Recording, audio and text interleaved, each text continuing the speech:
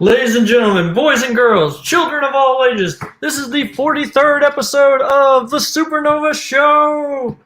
And I am your host, Colton Roberts. And we're back from our little 2-week hiatus. Thanksgiving. That was an entire thing, so we took off for that. And now we're back. It's December 3rd, 2021. We live on TMG Entertainment. Guys, today we're going to talk some NFL. We're going to talk the Spider-Man No Way Home trailer, because since we had our last show that came out, we're going to do the movie trivia report, do some Schmodown Spectacular and some multiplex and some other stuff, and then finish it off with Hawkeye episode 1 through 3. Yep, so that's what we're going to talk about. And I'm going to go ahead and bring out the main man of the show, the reigning, defending, undefeated, undisputed fandom's team champion of the world, Mr. Robert Kastner. Hello. Hey. How's it going? Can't complain. We're 25 weeks of the baby. Oh, yeah. Yep, so got 15 more. Yep. Hopefully. Knock on wood. Knock on wood. So yeah. That'll put it at 40. So no, I'm saying that'll put it at what? March 17th is the due date. So hopefully it keeps with that. So that would be great. That's the day after my wife's birthday. That's neat. He sure is getting big. I mean, I don't have any context because I've never actually had a fetus before. Yep. So Never produced a fetus.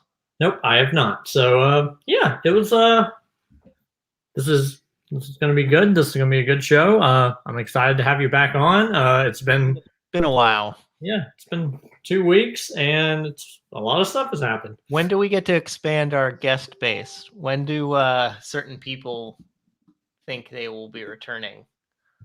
Okay, so well, I actually got an update about that one, which I eventually I want to get Thomas Harper on.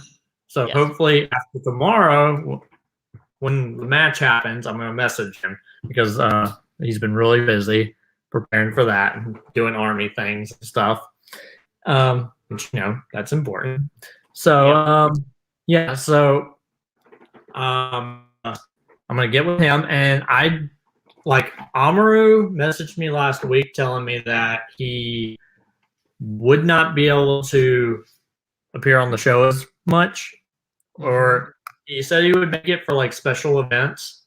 So I told him when the Harry Potter special comes on the 1st, he'll come on for that, or when I'm sure I could probably get him to come on after No Way Home. I'm pretty sure I could if he sees it that weekend and you see it that weekend, and we can just talk all about that. But I mean, that Friday will be New Year, Christmas Eve. So are we gonna have a show on Christmas Eve? Well, no, because it comes out the 17th. Yeah, but you're talking about if we see it, next weekend would be the 24th, which would be the Christmas Eve. Yeah, you're right. You're absolutely right. And then the week after that is New Year's Eve. Yeah.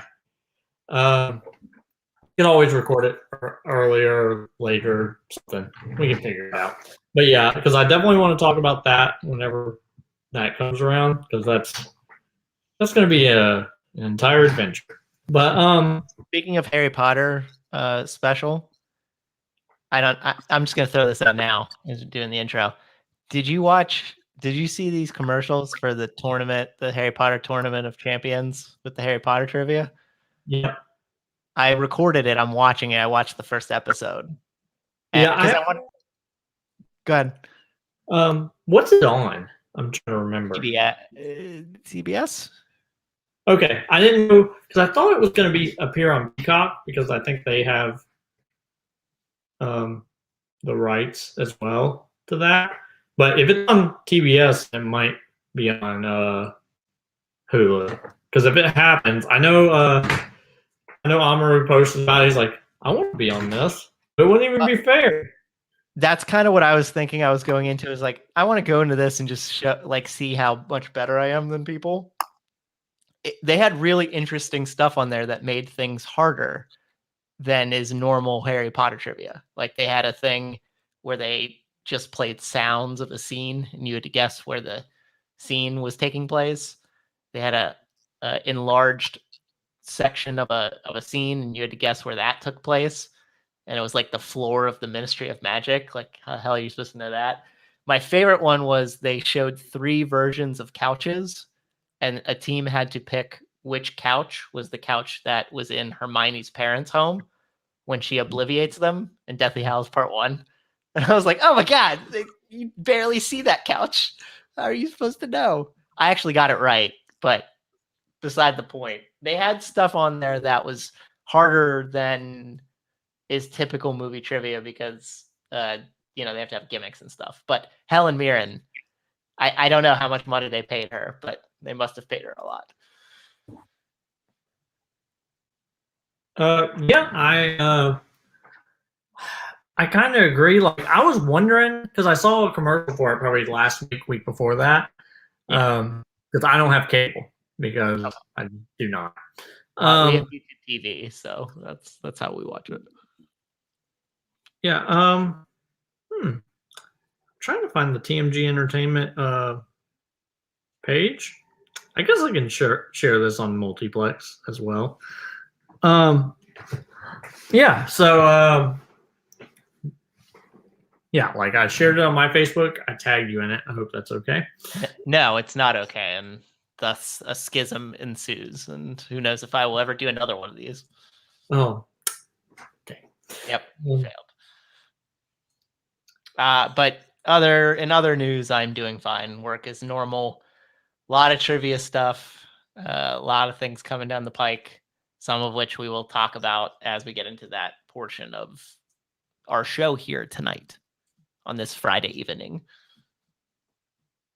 Yes. But yeah, I was wondering about that. Like, was it going to be just movie questions? Because if it's book questions, like when Amaru said that, I was like, that's rough. So because so many little details in those books that you might not remember if you focus primarily on movies for movies. Yeah, or if you don't read the books like once a year, every year, like you might forget the little details. So sometimes they have multiple choice. Actually, a lot of cases they have multiple choice. The weirdest part of the first episode was they had Pete Davidson read an excerpt from The Half-Blood Prince, and the question was to finish the quote from the book, which was not difficult, but that was a part I didn't realize that Pete Davidson would be in this thing because I didn't know he had a Deathly Hallows tattoo on his wrist or whatever. Very strange. They also brought in the best part about it is they have Luke Youngblood in the rafters doing scores like Lee Jordan from the first movie. Yeah, and it's just great. It's just great to see him there. They have a lot of Harry Potter people come back to do this, and it's in conjunction. That's why I wanted to talk about it a little bit because you mentioned the Harry Potter special, which I was unaware of what the extent of that special actually meant, and now I do. So yeah, so that's really interesting. Like number one, like it's a property where they can't do anything without JK's permission. Like the parks, they have to like get every like little nook and cranny at the parks. Like if one thing's out of place, she won't approve of it. So I really wonder if how they got that by. Like, did they obviously had to ask her permission to do it. I joked about the Helen Mirren thing, but if Helen Mirren wanted to do it, I'm sure J.K. Rowling was like, well, of all the British people that I got to be in those movies, it seems weird that Helen Mirren was not included in it, which does feel weird because she seems very seamless in her capacity to be the head mistress of sorts of this show. Yeah. So But yeah, like there's that, and then of course like the 20th anniversary, like of the movies, that big special on HBO Max is coming, and like that, like I don't know if they just haven't announced her because it's obvious that she'll be on there, or if they don't want to announce her because J.K. Rowling? Yeah. Oh, I don't think she'll be on there. Yeah, like that's another weird thing. Like they can't not have her on there if she wants to be on there, but maybe they're just not promoting it because of the controversy. Probably. Yeah, which that's an entire thing. Like yeah, that's a rough time. But It's quite an oxymoron. How she writes books that are supposed to be all about inclusivity, and then she has these differing opinions. It's very interesting, the dichotomy of her philosophies versus what she writes in her books. Yes. But yeah, like that's an entire thing. We'll talk about that. But I will say, I bet that special will blow the Friends reunion out of the water. I don't know if it will, because so many people watch that, and like I think seeing the big three back together, 10 years. It's been 10 years, right? Yeah, it'll by that time it'll be a little over 10. But yeah. But seeing them back together, that will probably make me cry. And then realizing that, like, again, like me and my kids and my wife, we watched Sorcerer's Stone, or Philosopher's Stone if you're not American. But yeah, like we watched it, and my wife, she still can't get past the fact that they recast Richard Harris, and I was like, died, and because she's would have been a great Dumbledore. The action scenes would have been interesting, but he was a great Dumbledore. I mean, what are you gonna do? I would have liked to have seen him match up with the kids when they became more adult-like, to see how his acting would have changed. The first clip they played in that Harry Potter thing was the Harry, did you put your name in the Goblet of Fire? And I fucking laughed. I was like, that's the first. And like Michael Gambon, like my wife still will not watch a movie past The Prisoner of Azkaban because she was so thrown off at Michael Gambon's performance. But he's not even in Deathly Hallows 1 and 2, so she could probably get past that. And yeah, well, you see his corpse in the first one, and then he's in the. Okay, fair. Yeah, you're right. He's in Harry's head at King's Cross. Yeah. Yeah. Which, granted,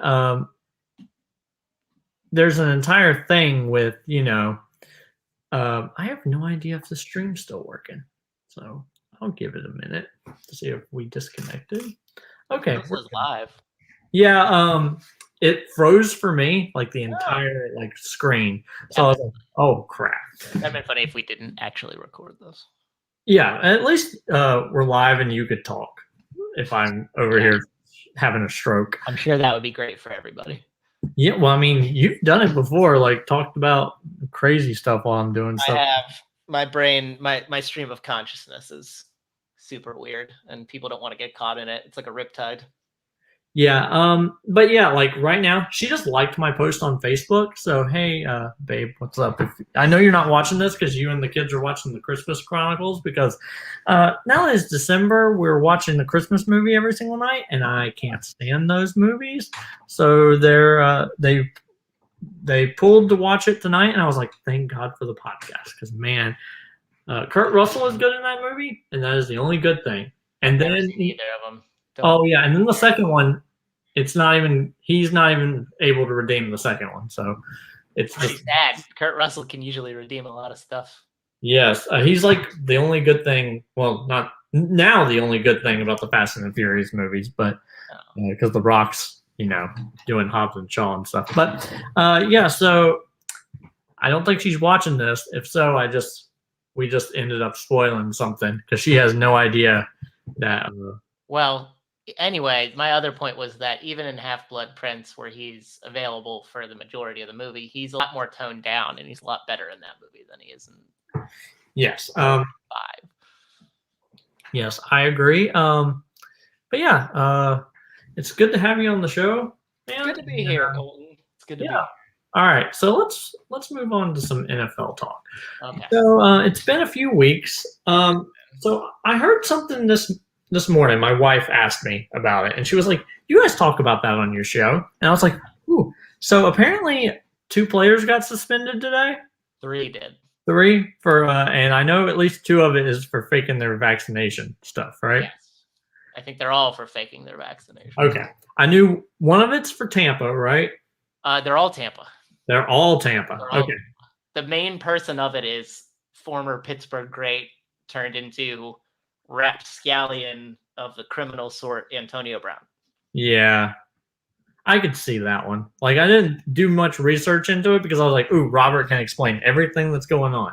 I mean, I don't know all the details of it. I just know that he had purported that he had been vaccinated and had a plagiarized vaccination card that he used in order to get to circumvent the standards of the NFL, and they found that out, so they suspended him for 3 games. Yeah, which, I mean, my wife asked, are they required to be vaccinated to play? No, they're not. Then but why would you fake that? That doesn't make any sense. There are standards like what happened with Aaron Rodgers when he got COVID. If you are not vaccinated, then you have the potential to have your inactivity be stretched out because it's at least 10 days as opposed to 5. And there's more strict testing requirements that you have to fulfill as opposed to if you're vaccinated.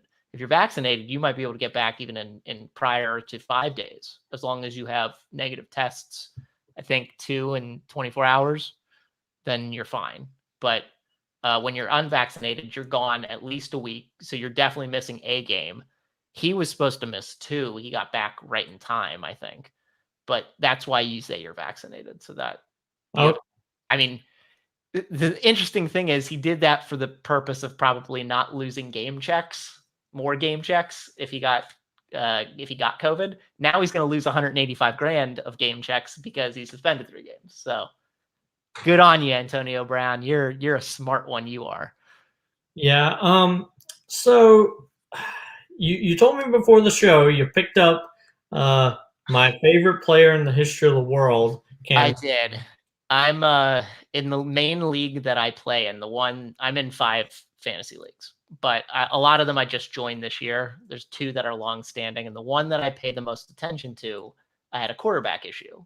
So he was playing the Dolphins, Cam Newton was, and I needed a quarterback, and he was the backup for somebody. So I thought I could trade and get him for minimal cost, which I did. And then I'm watching the Steelers get blown out on Sunday, which is wonderful. And as that's happening, I'm watching my phone because I'm looking at the scores, and Cam gets a 64-yard completion and a rushing touchdown on the first drive. And I'm like, oh, buddy, this is what I was hoping for. It got nowhere near as good the entire time. I was about to say, I was like, that's pretty much the only good that he did, right? That's the only good he did because he got picked twice. He had 16 incomplete. I think he only completed like 6 passes. He was terrible. Yeah, I was gonna say, I was like, I think he did better in that first quarter than he did the rest of the game, and I'm like, man. Yeah, I think the point of that, I mean, like a lot of people dropped him. They're on bye this week, the Panthers are. So a lot of people are like, well, we'll just drop him. But then he has a really good matchup next week because they play Atlanta. So people are like, well, maybe we'll pick him back up again for the Atlanta game. And then the schedule down the stretch is terrible because I think they have to play Tampa twice, if I remember correctly.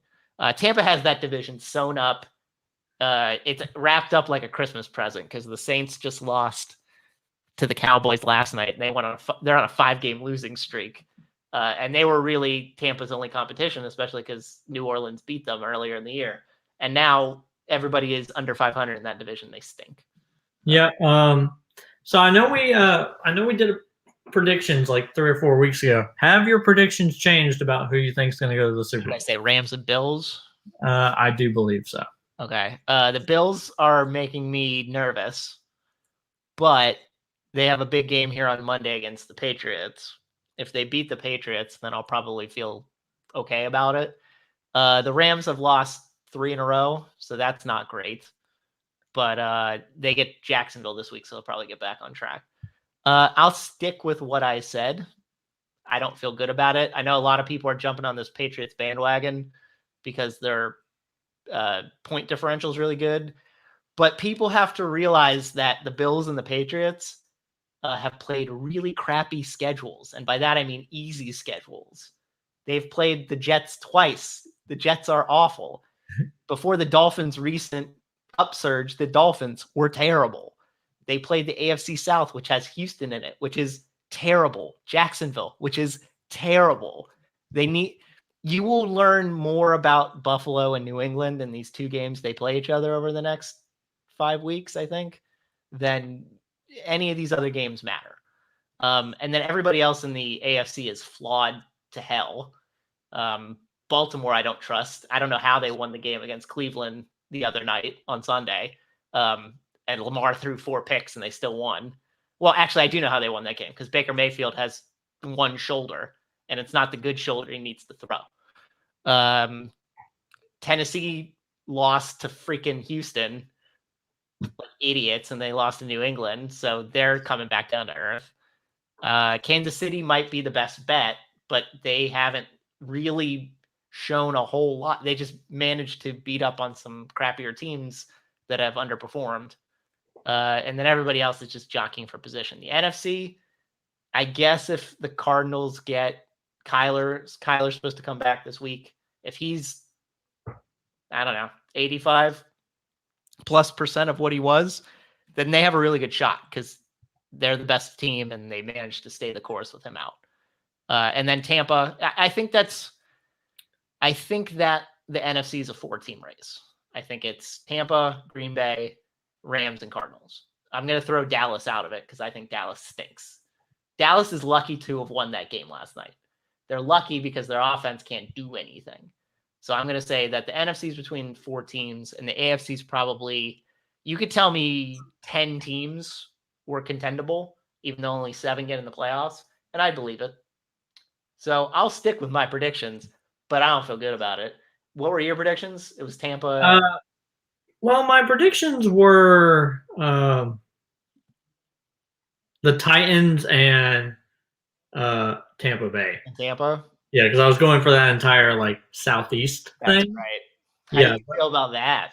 I don't feel good about it anymore, but I really like the idea of the Buccaneers versus the Patriots. So because that's funny to me. I will just tell you, if that happens, I'm not watching the Super Bowl. I'm sticking to that. I told my wife it. I said, if this happens, babe, I'm not watching the Super Bowl, and I really don't want to have it on. She goes, okay. I'm like, good, because it would just be torture for me for 4 hours. And I can think of better ways to torture myself than watching that and thinking who I actually want to win. In sincerity, I think I would actually want Tom Brady and Tampa to win, because if the Patriots win, then they would have more Super Bowls than the Steelers, and I don't want that. So I think that's how I would have to go, and that makes me upset. And I don't want to be upset. So if that's what the Super Bowl is, I'm gonna cry. I'm gonna literally cry. I might come on here and cry. Get tears. You might see it. Yeah, because that would give the Patriots 7. Yeah, they're tied with the Steelers with 6. Yeah, and then if Brady wins, I will give him 8, right? I'll give him 8, yes. And that would give Tampa their 3rd. Which is fine. I mean, whatever. Yeah. All righty. Well, yeah, that's my prediction for that. I think Tom Brady's going to win the MVP, though. Oh, really? Because I know we had talked about Rodgers potentially winning it. His toe thing is weird. I think he's going to have surgery on it. I don't know how I think they've been more reliant on the running game part of it, and I think Tampa will do what it can to let Brady throw a lot. Last week, notwithstanding, when they beat the Colts with Leonard Fournette getting 4 touchdowns, throw that one out. Everything from this point on will probably be a Brady show, and I think if they go 4-1, or if they win the rest of the games, well, sorry, there's 17 games. If they go 5-1 or 6-0, and they're the 2 seed or the 1 seed, even, he'll win the MVP. So my money's on Brady to win the MVP, unfortunately. But I can't think of a better candidate, honestly. I guess Mahomes could come up and sneak up and take it if they get the 1 seed and he plays decent, but he's been bad for most of the year, so I don't know how that would work. Rodgers would probably have to win the 1 seed, and he would have to be spectacular down the stretch. But my money's going to be on Brady. Okay.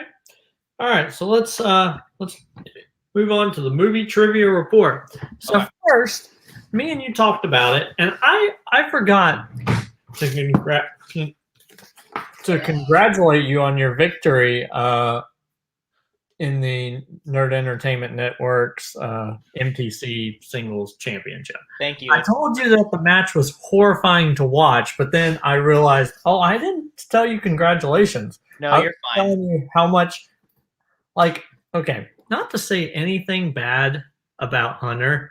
That was the most boring match I've ever watched. That's fair.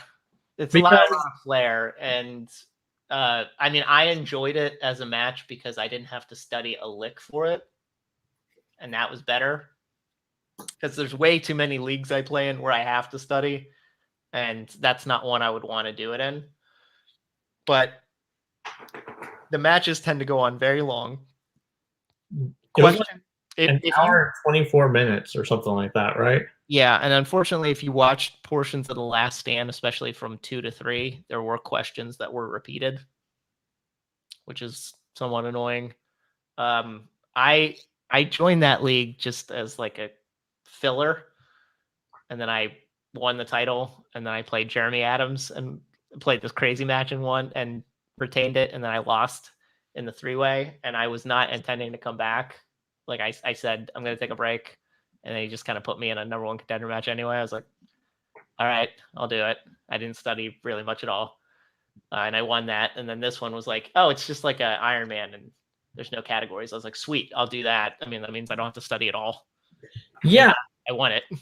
Yeah, I was watching it and I was like, I didn't know that it was an Iron Man match because I started the match late because it was they debuted it live.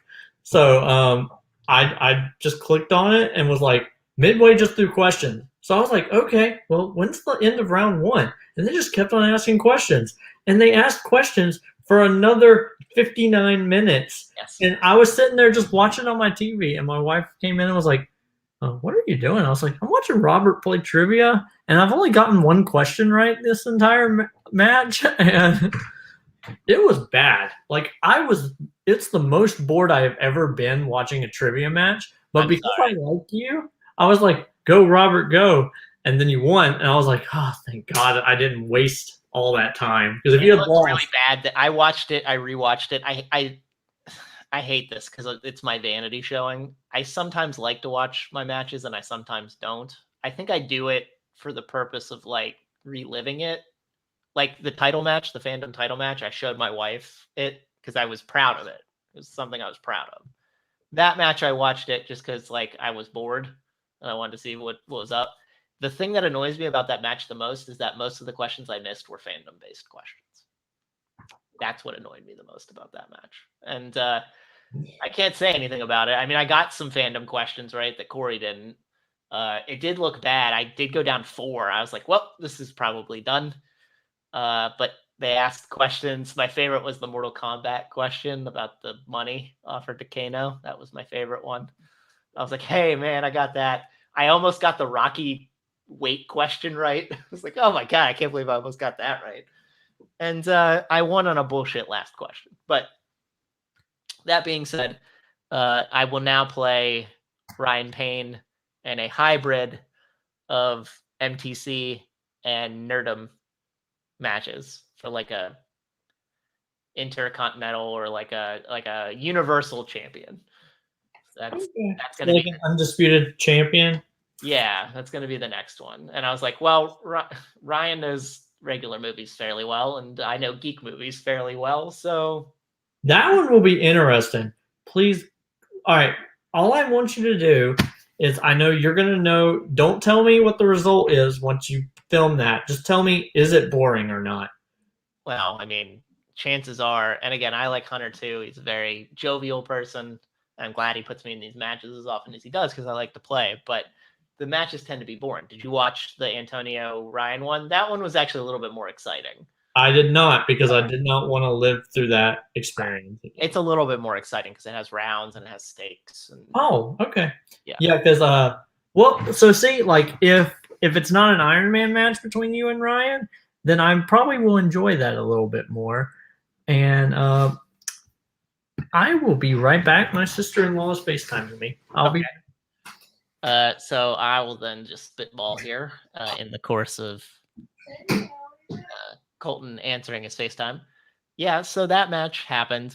I mean, again, it was fun. It was long. I tend to be part in the NEN network. I tend to be a part of longer matches. I don't know. I mean, if you ask anybody in my faction or anybody that's ever managed me, they'll tell you that my nickname should be Cardiac because I let things go down to the wire. I make things drawn out to the point where people want to have heart attacks. I haven't adopted that nickname officially because I don't like. In this case, I think unless the nickname that's given to you is something that really sticks, that makes a lot of sense, I don't like to use anybody else's nicknames. So that's why I just keep my own.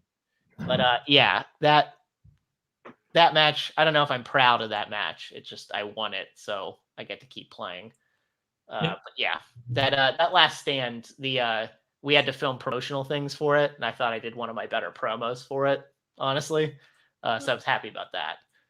Yeah. And then of course, like before we get into the Schmodown and multiplex and stuff, Yeah. Ontel did a poll for if they want to keep the Geek tournament as just a tournament once a year or make a full Geek teams league. Mm-hmm. And I was sitting there being like, please do that, because I will totally play if I can find a teammate that is cool. Yeah, I mean, I'm not upset. I'm disappointed that I didn't get to take part in that tournament. I think it would be fun. They haven't done the finals yet, but the finals is what, Coho and Jake versus Brittany and Eli, I think is. Yeah. I think that's the finals. My money would be on Eli and Brittany at this point, I think. And or wait, no. Didn't Coho and Jake lose? They lost at the end. I was like, I can't check because my phone is in there with my wife, because my sister-in-law and my nephew apparently wanted to talk to us, but I'm doing this. So she has my phone. So I don't have any resources now. Oh, yes, I do. Hey, buddy. Say hello to the internet. Hi, internet. Internet. Hello. Yeah, that's right. So they lost to David and RJ. So it's actually David and RJ versus Eli and Brittany. And my money would be on, even though it's David's league, my money would be on Eli and Brittany. And so my money would be on Brittany to play Joe in the next title picture. Which is funny because much like how I have played Joe multiple times for titles and contenderships, it might be a situation where Brittany kind of takes that over in the latter part of the year, going into the beginning of 2022. Yep. Okay. So, yeah, like I voted to absolutely keep it as a permanent thing. Yeah. That'd be great. Even if I don't play, like it would be great just to like have that be a thing. Of course. But okay, so Schmodown. Yes. Predictions for Spectacular. It's tomorrow night or tomorrow afternoon or tomorrow sometime. I know a few people who will be there. Yes, I know Anthony's there, Christina's there, Peggy's there. Yeah. Our faction mate David is in LA. Aaron J is there. So basically like half my faction is in LA for it. So I know a few people who will be there. We have 6 matches. Is that right? Yeah. I think it's just 5. 5. Okay. Sorry, it's a title match in every league. And the Roco Merle match. Yeah, for the GOAT For the Championship. GOAT Championship. Yeah, and I'm trying to remember what the stipulations are. Roca has to come out second. Yep. Which they did a funny joke about that. 5 rounds. Yep. I don't remember what the third stipulation was.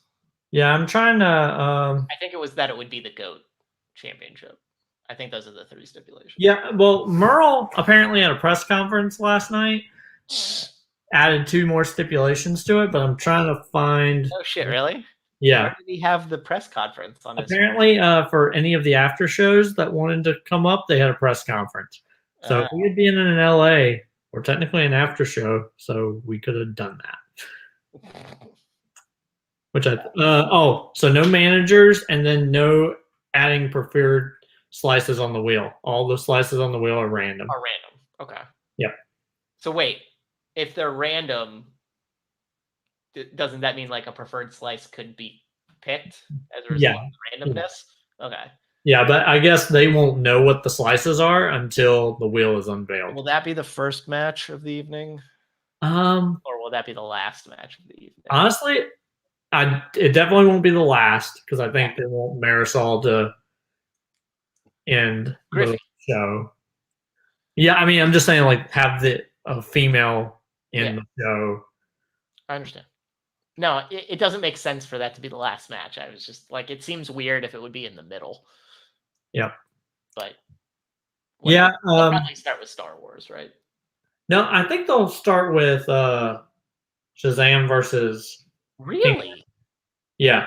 Well, just to give Griffey time between his matches. Time between. Okay, that's fair. I think that will be it because I think as of right now, it's pretty much a 2-horse race for the faction. It's what, Corruption and Founding Fathers? No, not Founding Fathers. Finstock Exchange. But theoretically, if Shazam wins and then Nikki? Yeah, well, that match won't. If Shazam wins and then Corruption loses both their titles, yeah. Well, no, because then Griffey will get 10 points and he'll win.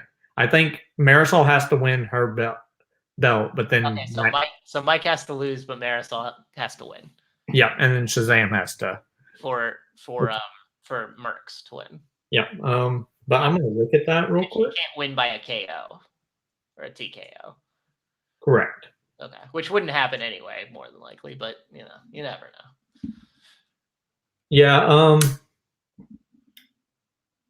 yeah, because like right now, the Finstock Exchange has 10 more points than Corruption, and Corruption is 2 points above Quirky Mercs. So maybe even the Mercs can't do it at all. Maybe it's just that if the Mercs win, then Corruption has a chance to take it. Yeah. It could be that. I think Finstock has this, unfortunately. I think so as well, and the Roca Merle match will not be made for points, which is good. No. Which but yeah, I think that will be Finstock another weapon, right? Yeah. Okay, so let's go. Let's do our predictions. Okay, so Merle versus Roca. Merle. Yeah. I can say that with all confidence. Yeah. I want to say, like, I've made predictions for Merle before and thought, oh, his goatness will override my curse. But then he lost to Janine. No, yeah, he lost to Janine, but he also lost to Ethan. And both times I chose him. Yep.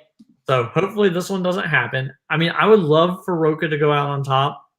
I don't want it. But it's not going to happen. It's going to be Merle. Yeah. I think I'm going to say this, even though I don't really believe it. I think Roca doing all his big press tour will take away from his ability to trivia. Even though I don't really believe that, I'm going to say that because, I think it'd be funny for a storyline if he ends up losing. That's what they will harp on more than likely. Yeah, and then all right, so Nikki versus Thomas. I think Thomas is going to win. I think Thomas will win too. I would like to see Nikki win. I think a female Star Wars champion would be super compelling, but even though it shouldn't matter, but I think it would be compelling. But I think Thomas will win. Not easily per se, but I think he'll win it comfortably. Yeah, and then good, because then he can bring the belt on the show. That'd be good.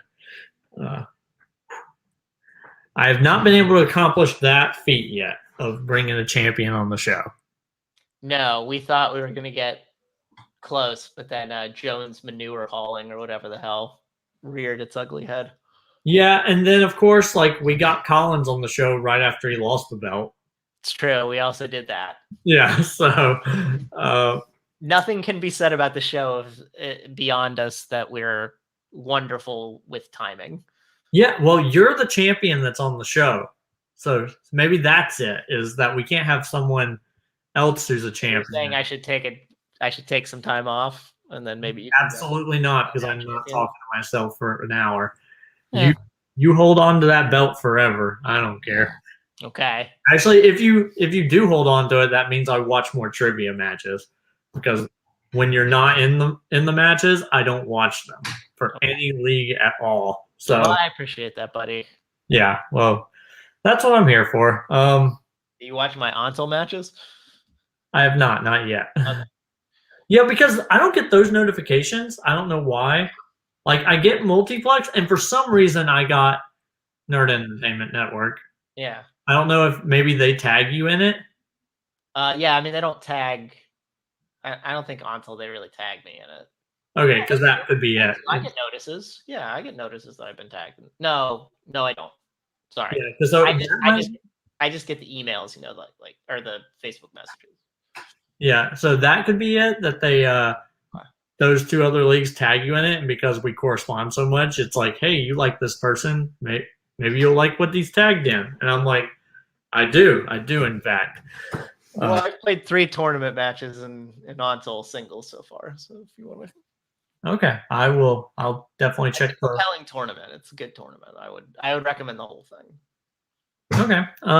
Yeah, and then okay, Mike versus Parker. Yeah. The funny thing is about the spectacular, and they're not going to care because they're going to put on all the bells and whistles of it. I don't think many of the matches are going to be good.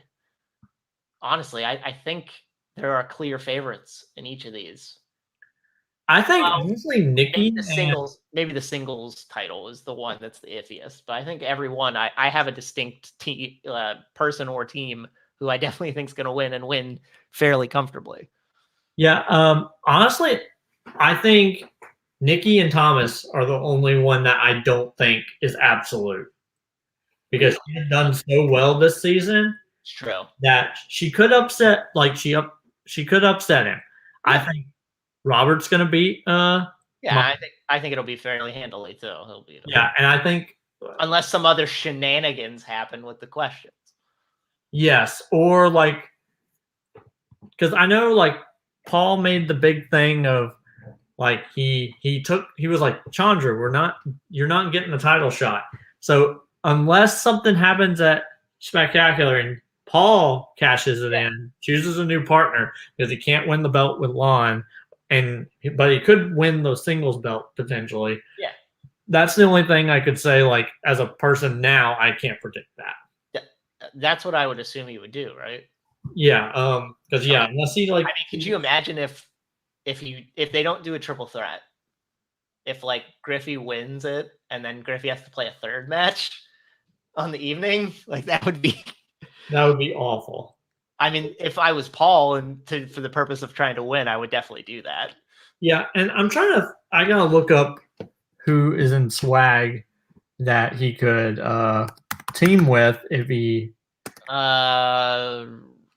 chose to, because they've lost 2 in a row, so they can technically as a singles as a teammate in regular movie trivia.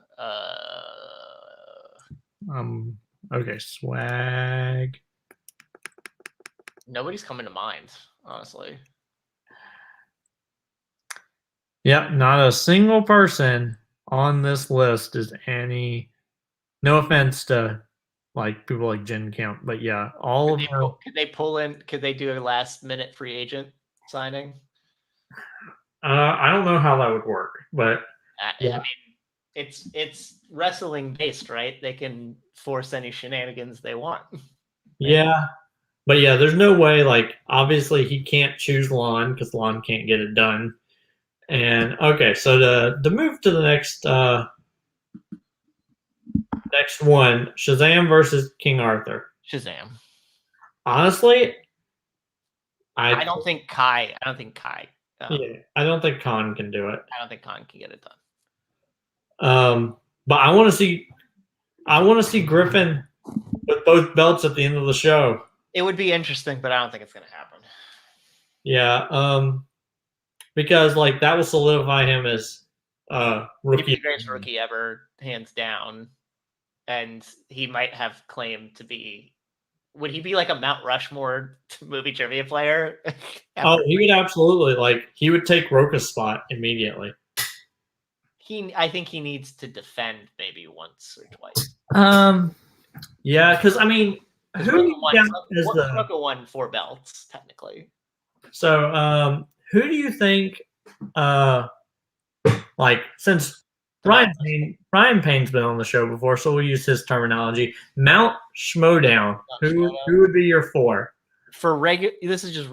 Are you talking about across all leagues, or you just talking about across all leagues? All right, so Dan's insurmountable. I think you have to put Mike on there. Yeah. I guess Roka, and I want to say Rachel. Okay, so my 4, I guess. I agree with your top 3. I don't agree with Rachel. Okay. I always had Alex in that spot, but he has fallen since then. But none of the other Star Wars players also did IG, and he's done fairly well in IG. So you're going to give it to Alex? So I think... Oh, Bibiani's like right there. Yeah. As well. I said Rachel because she won more belts, technically. Or they won the same amount of belts, technically. But... yeah. And I think she's more impressive because she did it across 3 leagues as opposed to him doing it across 2. That's why I said her. Yeah, well, and I've always contended. Now there's someone watching, so we're about to be unpopular. The thing I say is, I don't think the Shire Wolves would have ever been team's champion if it wasn't for Above the Line leaving. Yeah, but I think one of those is legitimate. I think the other one's not legitimate. Well, because they wouldn't have won the belt the first time, which means they would not have lost it to the Odd Couple and then re-won it. I think they could have come back if they didn't get to the... I think they could have won it on their own, technically. Because who's to say that the Odd Couple wouldn't have beat Above the Line and that the Shire Wolves wouldn't have come in and beat the Odd Couple anyway? So I think you can give them one. I don't think they would be 2-time champions. I think you could give them one. Yeah, and of course, she would have won the first time, the IG belt. But I don't know if she would have ever been team champion. And there's so many people that have been IG champion, and she never defended. She did get a number 1 contenders match in all 3 divisions, which is something no one else has ever done. I don't think it's only about belts. Yeah. In that case, I think it's how well you perform across multiple aspects of trivia. That is why I understand your Alex thing because of how dominant he was and how decent he was at IG. Yeah. But I'm gonna give the edge to Rachel, and Bibiani's right there. I think what will this defense be if they win? Is it the 3rd defense of this current reign of belts or the 4th? Yeah. So who did they beat to get the belt back from? Corruption, right? No. The Honor Couple. The Honor Couple. And then they beat Final Exam, I think, right? Final Exam challenge for a belt? Maybe. I know they beat Lightning Time. Lightning Time. Corruption. This could be. I don't remember. It could be the third defense, and they didn't defend it the first time, right? That is correct. Okay, so I think if they defended a couple, like once or twice more, I might put Bibiani in there. But I'm giving in the edge to Rachel. So yours is Dan, Mike, Roca, and Alex. Yes. Oh, I have to give a Chance. Chance also is fluttering around there as well because he's played well in 3 divisions too. Yeah, I'm looking it up right now. Wait, didn't Chance get a number 1 contender match in all 3 leagues? No, because I'm trying to think. Didn't he get one in singles? Didn't he play Marisol? No. Yeah. He played Marisol. Yeah, he played Marisol for the title. So he and Rachel have done it technically. All right, so he also is hovering in the space right below Rachel, in my opinion. Yeah. Well, and technically, Mike has also done it. Yes, Mike has also technically done it. So but that was back when he was doing #Mikey3 belts and trying to do that, and then didn't win the number 1 contenders match. But it's funny. Jake and I have the belt. And yeah. I don't know if we'll get into multiplex, but he and Bill won Tag Team Turmoil. Yeah. And they're going to play for our guys, Ginyu, for the title. I tried to make Jakey 3 belts. Jakey 3 belts a thing. Yeah, because he's the Untitled singles champion, right? Yeah, but I'm not even counting. I'm talking about in multiplex because he also has he also won the Manager Bowl, so he has a singles in his back pocket too. So Jakey 3 belts is a real thing. But yeah, and then okay, so Newman versus Marisol. I'll take Griffey. Yeah, this is one of those areas where like Marisol's good. She's good. But she's not. She proved a lot by how she beat Chance. Yeah. And how she beat who was the other person she defended against? Who'd she beat at the Cantina? I'm having a moment.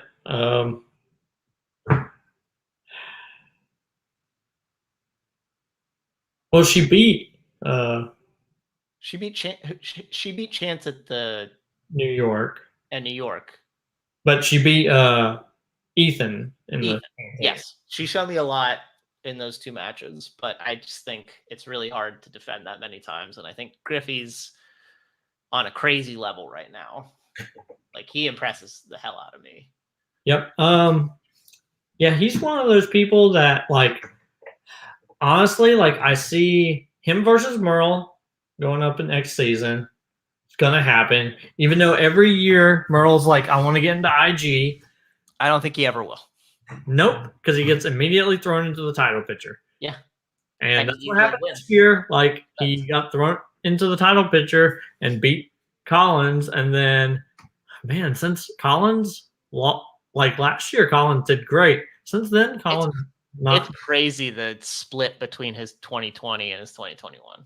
Yeah, and like, I know a few months ago we talked about who should be the A player in Deception. It's Marisol. Yeah, Marisol now, for sure. Yeah, it's Marisol now, but also they should not be a team anymore. Oh, you don't think so? Because every time they, like, if you watch their matches, every time they miss a question, it's because both of them missed the question. Yes. It's because they have very similar tastes, and a teammate's supposed to offset what you're not good at. Yeah, that's why Jake and I are a pretty good team.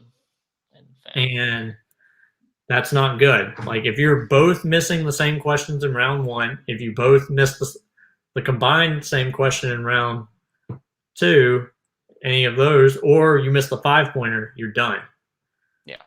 Like, but yeah, I think that's our predictions for Spectacular. You pick Griffey as well? Yep, I sure do. So let's recap. So we both picked Merle. Yep. We both picked Thomas. Yep. Did we both pick Shazam? I picked King Arthur, Oh, but okay. I can So totally that's where we split. I picked Shazam. You picked King Arthur. We both picked Griffey, and we both picked both Thomas. picked Parker. Oh yeah, and both picked So Parker. we're only split on the teams one. Yeah, which you pretty much convinced me to change my mind, but I'm not the type of person like Con. Don't do it. You're I absolutely. think Con is. Like when Jake and I played the title match against Ren, we had a strategy in that, which was Jake and I were not going to be better than Nick. It's impossible. We both have to be better than Tim. Yep. We're in that match. That's how we won. Khan is so legitimately the fourth of four player in that. He has no shot to rise above like the kid. It's unfortunate, but it's the truth. I just don't see it. Well, and the big thing is they haven't done a proper speed round with the buzzers. They have not, no. And I think that will be the great, like if Griffey's able to do it, like he seems like the kind who would. He seems very like I think he's number one. Then it's Bibbs, Kid, and then Khan. Yeah. And the speed round changes everything. If you can get those 5 points, or if the other team lose points, then that's the game changer there. Like whereas like the fast money round when in the digital era, that doesn't really work because the other people can get just as many points as you can. I mean, the speed round's how Dan lost the belt. Yep. If he splits, he wins. He keeps the belt, and he probably still has the belt. He's probably playing it spectacular to defend for the third time or fourth time or whatever. Because I don't know if Marisol would have beat him. I don't know. Yeah, like that's a thing. Like, yeah, we're gonna see him become the GOAT champion. Yeah. And then it's going to immediately, he's going to become getting a number one contenders match in January. I don't think he will. I think it'll take a little bit of time. Or they'll do like a mini tournament and maybe he'll get in the mini. Yeah, because like. But he lost in the third round. If he had lost in the semis or beyond, then yeah. But he lost in the third round, and I think that's hard to overcome. Well, the only reason why I think that is because every time we get a new champion, Christian wants to put him up against Merle. Like, even though Collins beat Merle, they immediately turned around and was like, number one. He had to beat Ben, right? To get back there? Or who do you have to beat? He had to beat somebody to get back there. I thought it was Ben, but I don't remember. Yeah. He didn't get an immediate rematch, right? He got an immediate number one contenders match. He did. But, I mean, that made sense. They played the greatest game to that point ever. Yeah. But yeah, like, and who's he going to play? Like, because Marisol, you have to get. She would have to get almost an immediate number one. Well, because the rule is if you defend twice, you get a number one contenders match. If you defend 4 times, you get an automatic rematch. Okay. So she won't get an automatic. I think they would give her one though. I think they would break the rule for that. Yeah. And then you could put Bibbs in there or Barbarian. And like this is going to be an interesting show. It's going to be a long show. Like long ass show. I'm not going to probably watch it tomorrow. It's my nephew's birthday tomorrow, so probably won't be doing that. But I have a trivia match on this on the sister network of this network tomorrow. So okay. Yeah. Well, that's fun. I'm trying to think who you play David, right? Oh yeah. I didn't know if you knew that, but yeah. Yeah, we're in the quarters. Yeah, remember I was the judge of your. That's right. Sorry, you did know that, but I didn't know if you knew it was for Team Geek as opposed to anything else. I'm technically in the singles tournament as well. Yeah, but that's got it's only recorded 3 matches, I think. Yep.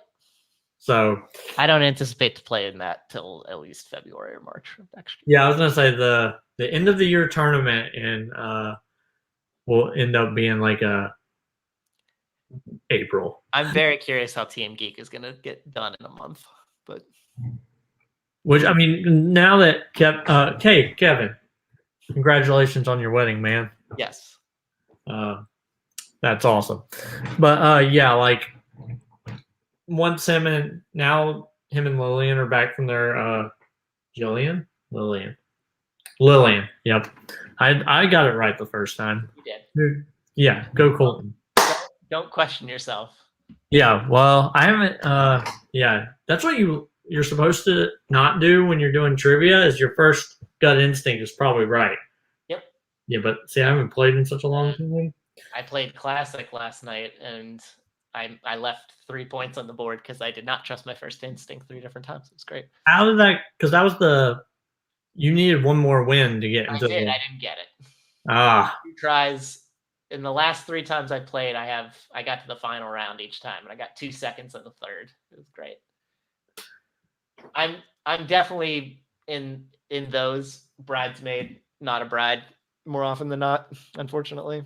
But okay. And all right. So multiplex. Yeah, we'll do the rundown of some of the other things because there are tournaments galore that are happening in the other leagues. So we'll do multiplex. I know a few weeks ago I asked you if Knights of Ren were gonna win the tournament. And you were like, I don't know, and I assume by that point they'd already recorded that, but no, I don't think it was actually finished by that point. Oh, okay. Honestly.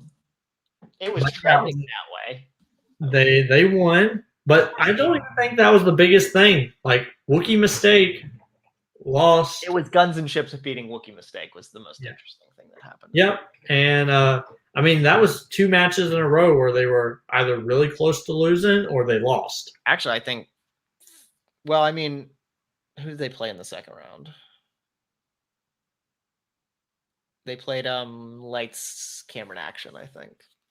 Yeah. Yeah. I guess they weren't close to losing that one. Yeah, it was 2 out of the 3 they were close to losing or lost. Yeah, because their first round match they went in sudden death, right? Yes. And then their third round match, I think they won. Like it was close-ish, but not like the other 2. Yeah. So yeah, that's interesting. Like they didn't want their automatic rematch; they wanted to go through the tournament. Yeah, they wanted extra 4 wins. So now you guys get to have fun with that. Yeah, that's what you call a barrel of laughs. Yes, it wasn't an impossible feat to do it one time. Trying to do it twice, that's.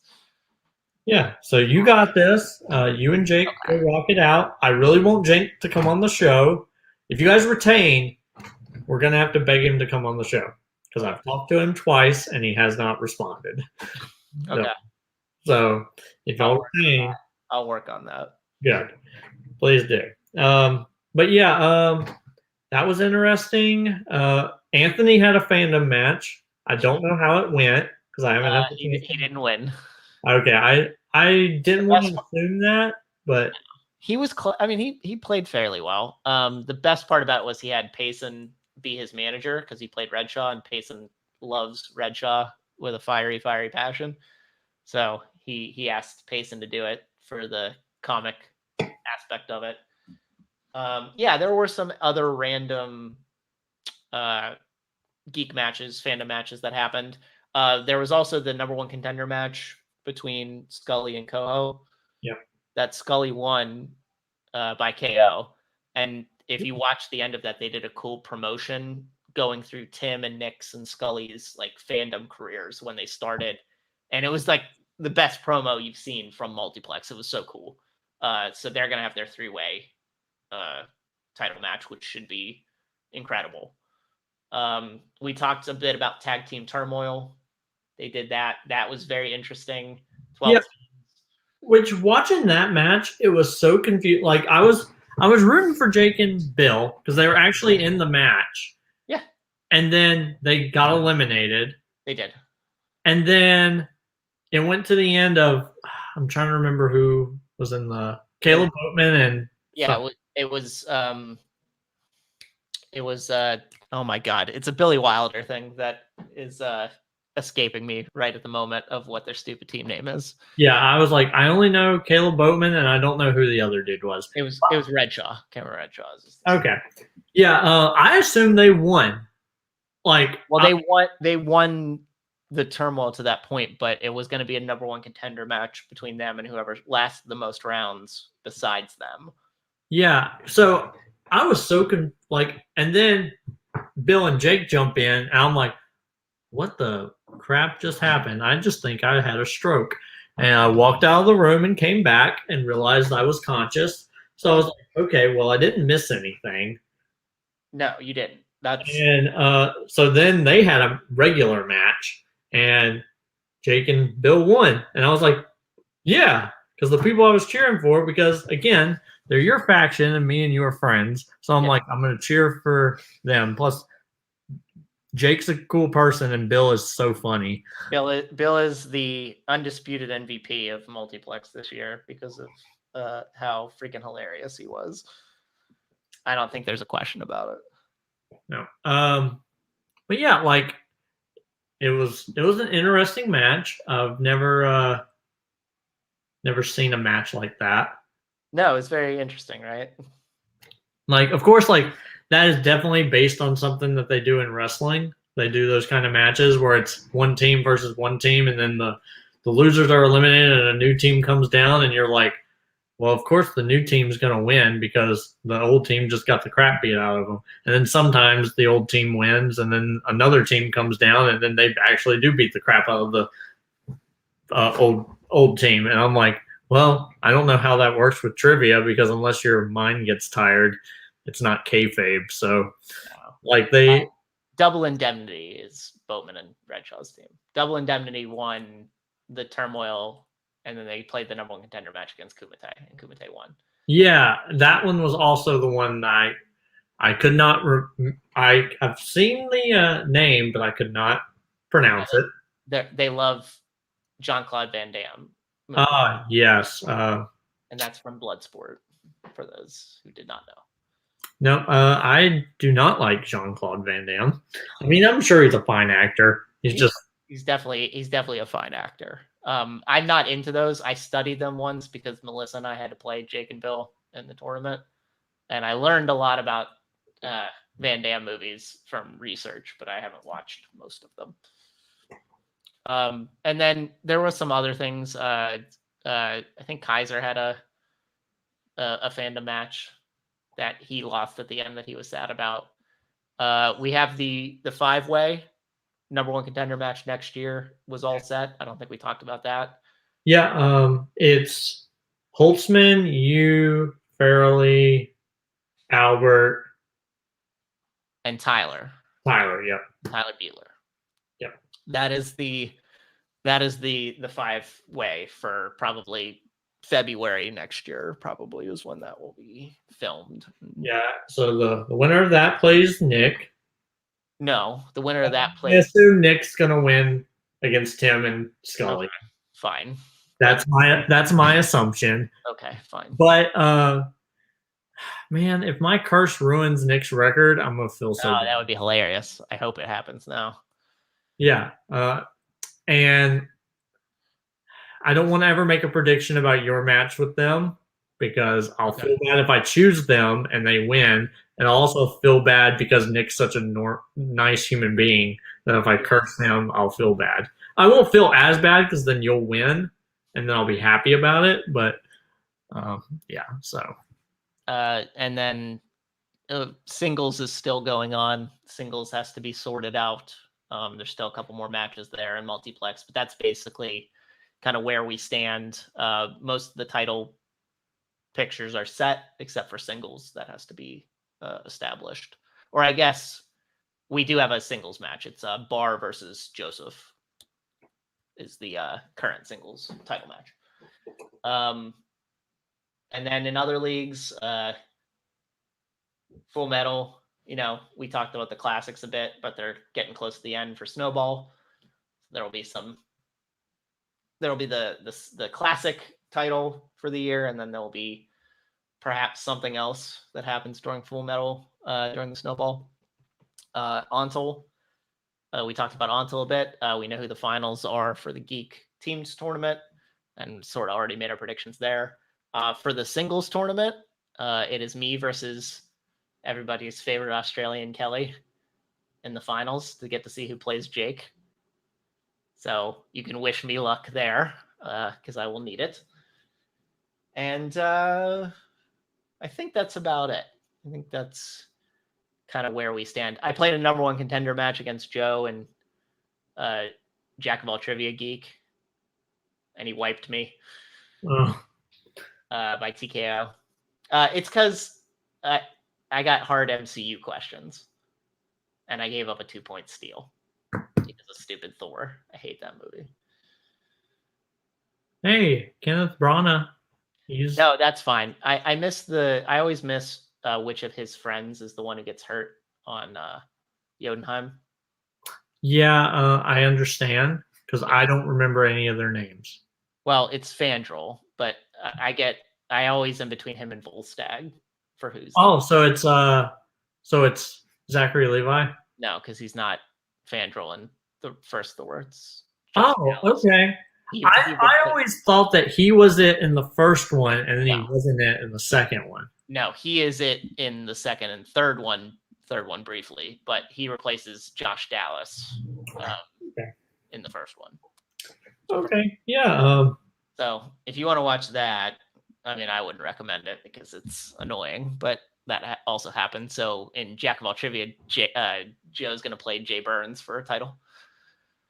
So that's happening. And I think that's basically it. I don't think you got to care about anything else. Yeah. All right. So let's talk some Spider-Man No Way Home trailer. Yes. Spoiler alert for anyone out there, so I don't accidentally say crap. It's been out for weeks. Yep, but trailer. I don't want to accidentally say something and then someone, because this is a pretty big movie. Like I have you purchase your tickets? Yep, I got #TicketWatch 2021. I got my tickets for 4 tickets for a 4 p.m. showing on that Thursday. Okay. And have you heard what they're doing? No. Okay, so apparently, like the press screenings that are supposed to go out today, like people are gonna go ahead and see the movie. Apparently, it's only the first 30 minutes of the movie because typically, like they let you see the entire movie so that they when you talk to the cast, you know what's going on for the press junkets and crap. But apparently, there's so many like big things that are happening in this movie that they're like, no, we don't want anyone finding out till whatever. So you get to see the first 30 minutes and then be confused for the next 2 hours of not knowing what's going on, which I like because, like that week I'm going to have to get off social media because of someone like it's opening in other countries on Wednesday. Yikes. And, the countries that's opening early are like 6 to 8 hours ahead of me. So if I'm on Twitter just playing around and then I see, well, this isn't a spoiler because we saw it in the trailer. Hey, lizards in the movie. Then I'll be sad. I mean, I won't be if someone posts that exactly, but whatever the thing is, the multiverse is ripping open and Superman comes in and cuts Spider-Man's head off. That'd be fucking cool. Yeah, I would be so mad. Why? No, I mean just from getting spoiled of it. I was going to see it. If it's going to happen, I want to see it. Okay. Yeah. Yeah. So I like the trailer. I like the cinematic parts of it. I think the jokes are stupid, but again, it's without context, so it's hard to tell. But how they cut the trailer together for joke purposes is dumb to me. Yeah. Like, have you seen the Brazilian version of the trailer? No. Okay, so Columbia Pictures, the Brazilian YouTube channel posted one that.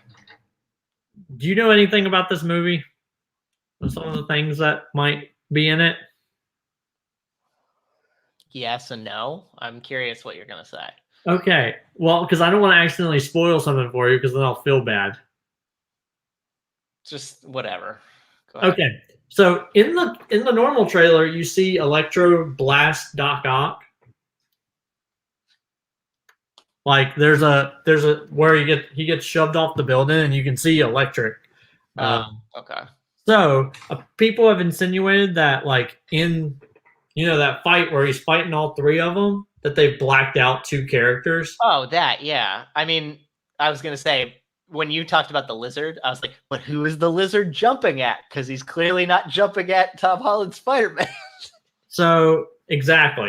So in the Brazilian one, he's jumping, and then something punches him in the face, and his head goes like this. Okay. So either they cut out Doc Ock and Venom, because we both know they're both going to be in the movie, or it's You're absolutely certain Venom's going to be in this movie.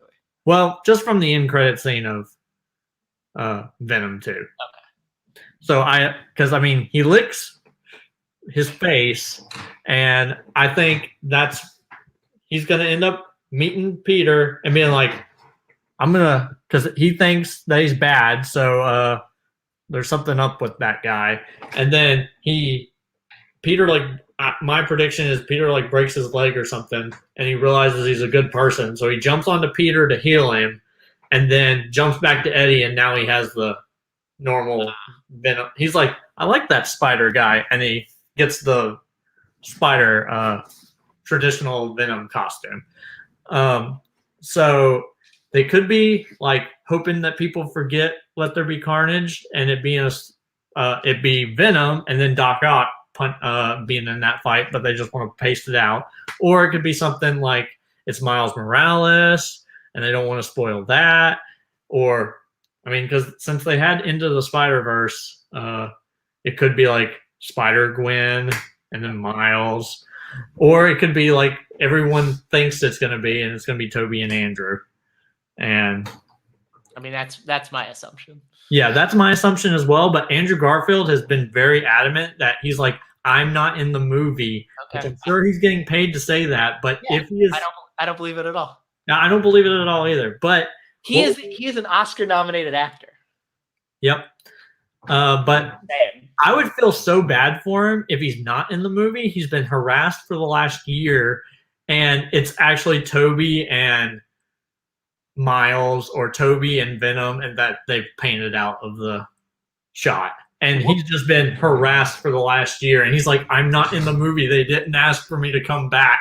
What was the joke I saw during a review where they showed a preview of one of his Oscar bait movies? Not Tick Tick Boom, but something else. And then the comments on YouTube for the trailer were just all about hey, but where's or no, it was Sony. It wasn't Andrew Garfield. It was Sony's whatever their Oscar bait movie coming up is, and everybody just flooded the Sony YouTube comments, just being like, yeah, but what about the Spider-Man trailer? What's that gonna drop? Because nobody gives a shit about anything else Sony has to put out that's not Spider-Man content. Yeah. Yeah, it's crazy. I can't wait for the movie. It's less than 2 weeks away. It's going to be awesome. I'm going to go see it on that Thursday. We probably won't talk about it that Friday. No. Because I'm not going to see it before. I don't know when I'm going to see it, honestly. I didn't rush out and get tickets because I didn't know what I wanted to do. And I got something on that weekend as well. So I might not watch it till... I knew because of my presence online and stuff that if I didn't see it that Thursday, I would be spoiled by Friday. It's fair. So, because of everything that's going on, so I just decided I'm going to see it. My wife is going to see it with me, which is a miracle because she never watches these movies with me. We watched Endgame the other day, and she was like, so why did he get the hammer?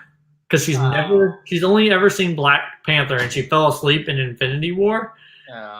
When she went and saw it what was it, 4 years ago, 3 years ago, whenever that movie came out. So she was asking so many questions about Endgame, and I was like, yeah. So Tuesday, when the trailer dropped and everything, or no, when the tickets dropped Monday morning or whatever, I was like, hey, I'm gonna get tickets for me and the boys. Do you want to go? She's like, well, I'm not. I mean, we can go. I'm not really interested in that. I'm like, okay. Well, we'll watch the other two Spider-Man movies because the boys have never seen Homecoming or Far From Home because they're not on Disney Plus. Nope. But now that she's gonna watch them, I'll totally rent them on Amazon. I get them on Stars. Yeah, but getting Stars is probably more than $8. Yeah. How much it will be to get those two movies. So on Amazon to rent them. So that's what I'm gonna do before probably next weekend. We'll watch that. Okay. And they'll be caught up on because they watched all four Disney all four Disney Plus shows last weekend. The boys did. And then they're going to watch the one that we're going to talk about in a little bit. And at least the first 3 episodes this weekend. And I'm like, yeah, get all caught up because you probably don't need to know all this stuff for No Way Home. But yeah, they have not seen any of the Tobey Maguire or Andrew Garfield. I don't want to accidentally be like, I don't want to hype them up, make them watch these movies for no reason. Because if they're not in the movie, you need to hype them up and watch them for no reason. You watch them because they're good movies. Yeah. Well, that's not necessarily true. Sorry. Spider-Man 1 and 2 are good. Everything else is middling to terrible. I like the Amazing Spider-Man 1 as well, but it means nothing. Amazing Spider-Man 2 is horrible. And Spider-Man 3, I don't think is that bad of a movie, but the fact that it ruined that 70s show makes me hate it. And I don't want to watch it if I don't have to. So, but whenever when we're finished with No Way Home and they're in the movie, I'll be like, hey, there's these 5 movies now y'all can watch because I have them all on DVD. There you go. Yeah, so I can be like, here you go. And now you can experience what I experienced when I was your age and a little older. So here you go. But I don't want to be like, hey, watch these movies. And then my wife would be like, because she knows, she at least suspects that Toby's going to be in it. And she's seen those. So I was like, we talked about it the other day. And I'm like, that's the one I'm excited for. If Andrew's in it, I won't be as excited as I am for Toby. But Toby's going to be good. I mean, Andrew Garfield he might be nominated for an Oscar this year. He doesn't need Spider-Man. Toby hasn't done anything in a long time. So. Yeah, I'm just like, I don't think Andrew Garfield was not a good Spider-Man. Andrew Garfield was not a good Peter Parker. He was a decent Spider-Man. Tobey Maguire was a very good Peter Parker. He was not the greatest Spider-Man. Yeah, but at least then I was that age where I was like, yeah. And he was a good 1970s Peter Parker. That was the character from the comics, and he did a great job at it. And he was a good 1970s Spider-Man, but in the 2000s. And Andrew Garfield, I don't think really was good at either one. Oh. Yeah. I thought he was a decent Spider-Man. Decent enough. Yeah. I wish in one. In 2, he's weird, and I don't like it. Yeah, he's stalking his girlfriend, and then which I can't say anything about him being the reason why she dies because, Toby's Spider-Man is literally the reason why Kirsten Dunst, we have to see her fly through the sky screaming the exact same way in 3 movies. That's one person who, I know people have said, because Zendaya's MJ is falling, that it would be a nice moment for Andrew Garfield to be the one that catches her. And I agree. That would be a great, he didn't save his woman, but now he saves this Peter's woman. And I love the idea. But I don't want Toby to do it because he's the expert at that. He's caught his lady in 3 movies. At least, if Andrew does it, it will be redemption for him letting Emma Stone die. But helped her die. yeah, technically, yeah, that's true. Like helped her die. He snapped her back. Yep. Which, I mean, she probably would have died if he had just let her hit the ground anyway. More than likely, yes, but it's clear he has a role in the death as it plays. Yeah. If he had just listened to her dad. You know what else he could have done? He could have made a spider web underneath her to catch her. Could have tried that. Maybe that would have worked. Yeah. Or just or shot the web out earlier. Could have tried that too. Yeah. But, Yeah, made a choice. That's one of those things where I'm excited to see Toby and Tom's interactions because Toby is artificial. Or no, it's organic. And artificial. And I want to see their reaction whenever Toby Spider-Man just shoots it from his wrist. And I always thought that was the weirdest thing. Yeah. I grew up with the 90s Spider-Man cartoon. And they've always been web shooters until that movie came out. And then in the comics, they had Spider-Man get eaten by a spider. And then he became the spider and then came back and then birthed himself. And then the new Peter Parker could shoot webs from his wrist. Damn, that's the weirdest fucking thing I've ever heard in my life. Yeah. Yeah, I agree. You become the spider and then you give birth to yourself and then your spider body disintegrates and you become yourself. But now your new self. And I think that was the case up until Civil War or right after the Civil War comic. Whenever he goes ask Mephisto, hey, make everyone forget that I was make everyone forget that I was Spider-Man, and he takes MJ's love from him or whatever, and then it goes back and now he has to use the web shooters again. And that was their way of being like, yeah, we don't want to deal with that. And which, hey, it's whatever. But yeah. Cartoon where he turns into the man spider. Or he grows the additional 4 arms. Yeah. I always thought that would have been useful. I know he didn't want that because it would have been hard to hide, but I think having 6 arms would have been extremely handy. That's pretty funny. But yeah, so that's the trailer. I am super excited. Honestly, who's the lizard jumping at? Probably Andrew. Okay.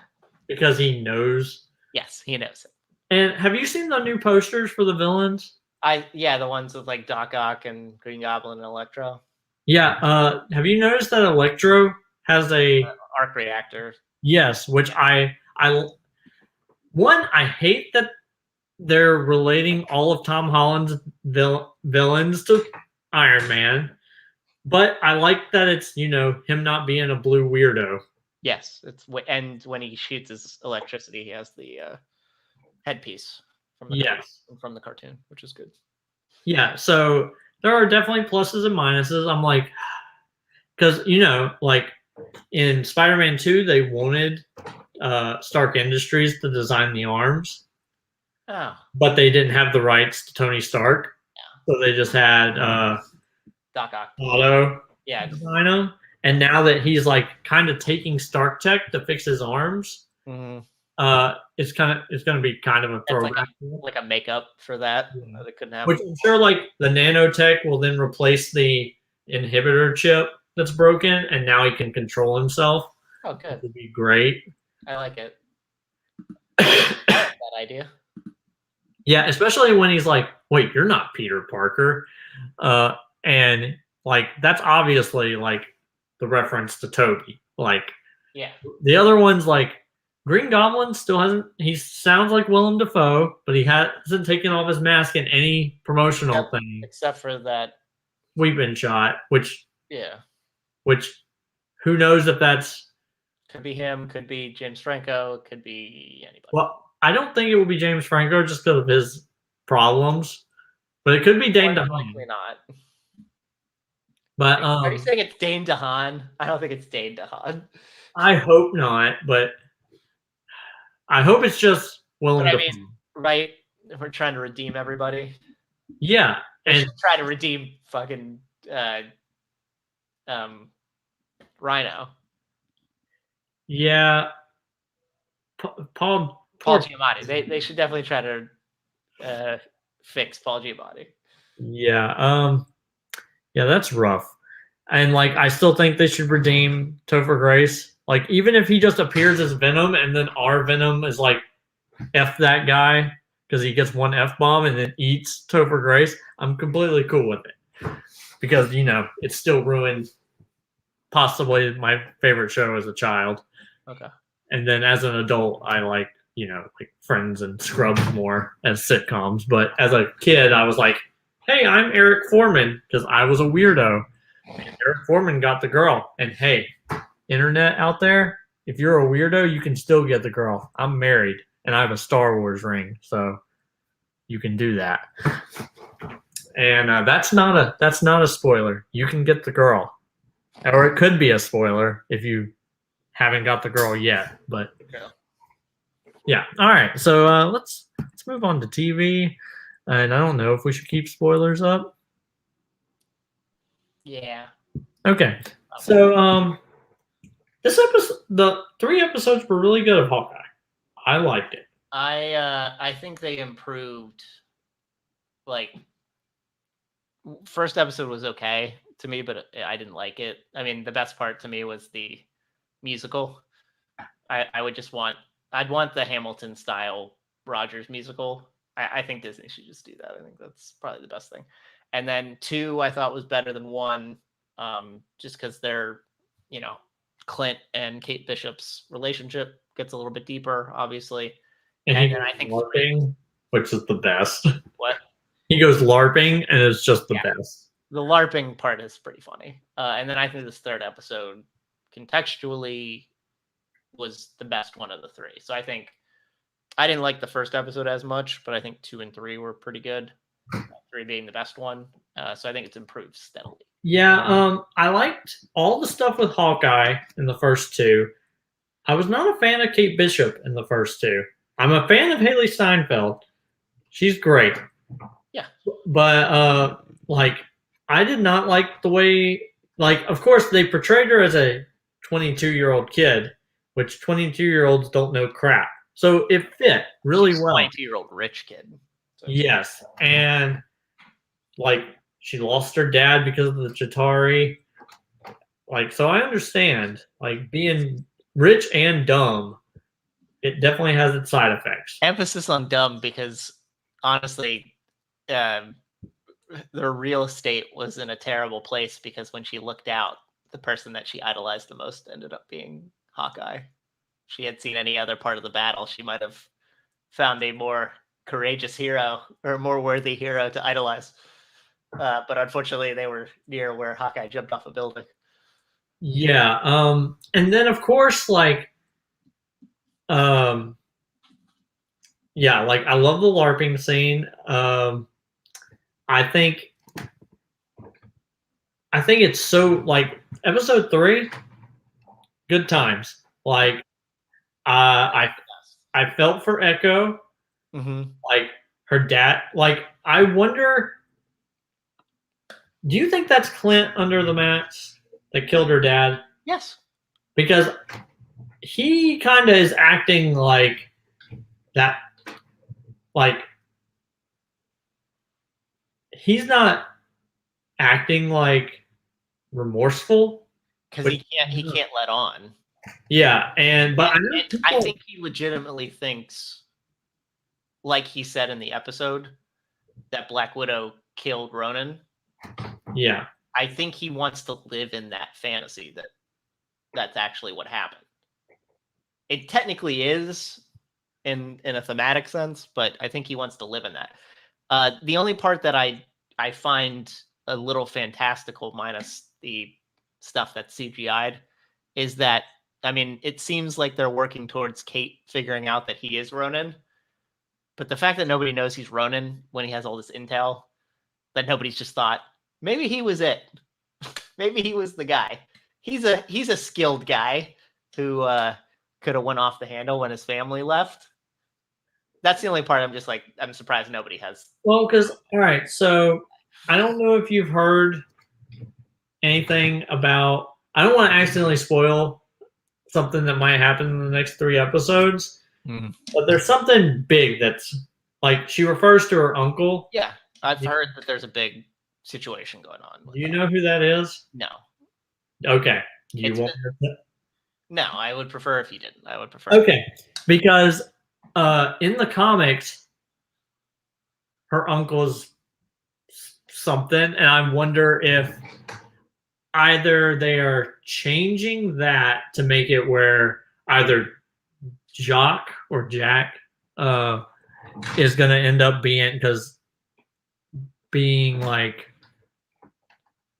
he'll take on the new like mob boss, like the mob boss of the tracksuits. Yeah, well, because like I think he's a character in the comics called Swordsman, which makes sense with all his collection of swords and crap. Yeah. But he now has the sword, so like maybe to like prove, this is a prediction, this is nothing comic related, but to prove his love for Kate, he could take the suit, and he already has the sword, and if he runs around and does something while Kate is able to like be seen, they'll be like, oh, she's not that because he's over there, and Clint's not that because he's over there.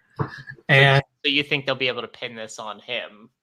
Yeah, well, I think he may make the sacrifice if he actually loves her, but at the end of the episode, he's kind of like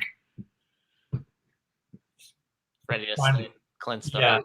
Yeah, which, I mean, who knows? Like, episode 4 could open up being like, yeah, sorry, I didn't know you were in the house. Well, I mean, there's a trailer part that I've seen where, they sit down, Kate and Clint, with her mom, and her mom's like, oh, she's supposed to be helping with an Avenger level threat, and Clint's like trying. So I think episode 4 probably does start where it's just a misunderstanding and they have a meeting about why it is that Clint's with her. Yeah. And can I ask you one question about this person who's supposed to be the uncle? Because I thought of who I thought it could be, and you can tell me if I'm right or wrong. Yeah. Is it Kingpin? All right, in the comics, it is Kingpin. Okay. But and Kingpin kills her dad in the comics. Okay. But if they want it to be like, if like Echo and Kate Bishop both find out that he is Ronin, Clint is Ronin, that could like connect them, being like, I idolized this guy and he killed your dad, and I'm sorry, I'm not that person, he's that person, or whatever, and that could connect them, which could lead to like Young Avengers or whatever, because I assume that's what they're doing. So my big thing about this, and I've been thinking about it, is does Yelena show up at the end of the show at all? Does Julie Louis-Dreyfus show up? Does Thunderbolt Ross show up? Yeah, like I wonder about that as well, because there's only 3 more episodes left. Yeah, I know, we're already halfway done. That's crazy. Yeah, unless there's a second season. There won't be. There's no way. There's no way there will be. Yeah, like I thought the same thing for like Loki, though. Honestly, that has such far-reaching consequences for stuff. I don't know how this has far-reaching consequences for stuff. Yeah, like it's possible that like Elena shows up in the 6th episode and she's like, explain to me what you did to my sister. Could she be in the Young Avengers? Well, and that could be where it leads to is, could she be like the leader of it because she's older? Well, I was gonna say like maybe Clint, his 2nd season, is rounding up the Young Avengers, and then we could have like a Madam Hydra thing going on, and she's building up, the Dark Avengers, and we could have a movie that's with Julie Louis-Dreyfus, whose character's name I have forgotten. Valentine. Yeah, Val, right? Yeah. Go by Val. Is that what it is? No. Because U.S. Agent calls her Val, and she's like, "Don't call me that." What does she like to go by? I have no idea. I just know she's Madam Hydra in the comic. Yeah. So that's what I've called her. Okay. Which they may not call her that because Hydra is like non-existent, but probably wouldn't. But yeah, like it's interesting. Like I wonder if it will be uh Vincent D'Onofrio back as Kingpin. He so wants to keep being in the universe. Yeah, and like if all the things are true about potential people showing up in No Way Home to be attorneys for Peter, like either they have to do his reveal after, because like in the third episode you hear a chuckle in his hand, right? You see his hand, right? In Yeah. what? Sorry, I was looking something up. Oh, you hear the uncle chuckle and you see his hand. Oh, really? Episode. Still there? Yeah, I'm here. No, really? I don't know. Okay, so yeah, apparently you see his hand and he chuckles Okay. in the third episode, and people have said that's Vincent D'Onofrio's laugh, but I don't think they would reveal it until after. If Charlie Cox is in No Way Home, they wouldn't. God, I hope he is. Yeah, that's the thing is like, I don't want too many people to be in that movie, and I know people have theorized that hey, Doctor Strange is saying they're all coming in and I can't stop them, which means like the X-Men could show up, freaking.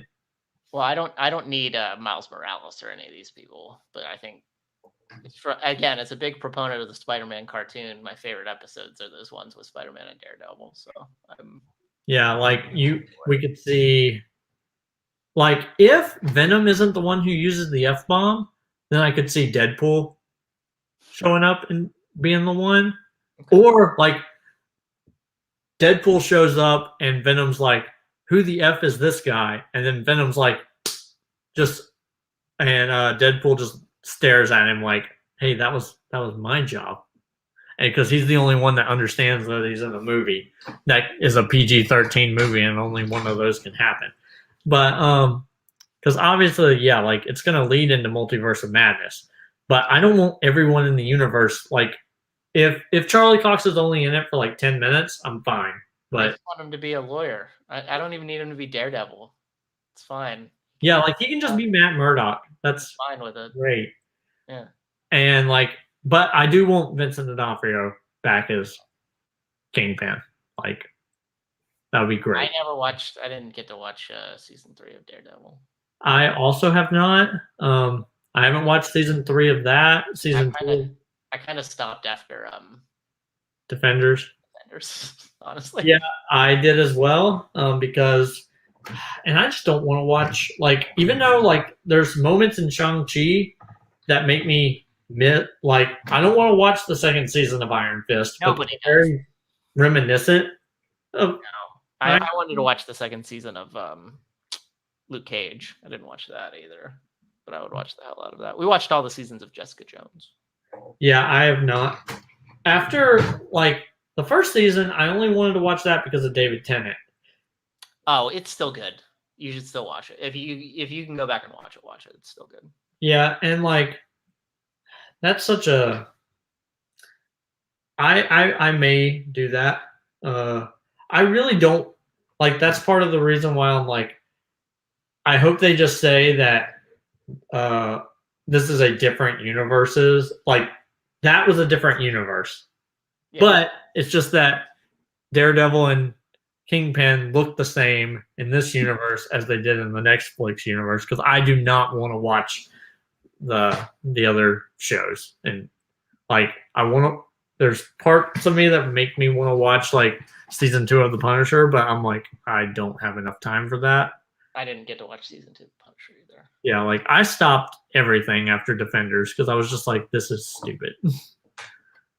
I didn't mind Defenders, but I just got wrapped up in too many other things and just never got back to it. Yeah, and like I found out they're not going to make a season 2 of Defenders, and I was like, oh, shit. Like they were a good team, and I was like, okay. And I just don't. Once they're together, I don't want to see them apart. I guess. Really? Yeah.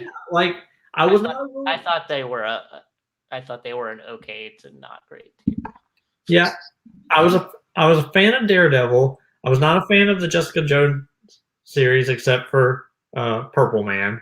I was not a fan of Luke Cage at all. Really? Yeah, I did not like. I like Luke Cage. I liked the Punisher because it was the one that was the most distant from the other shows.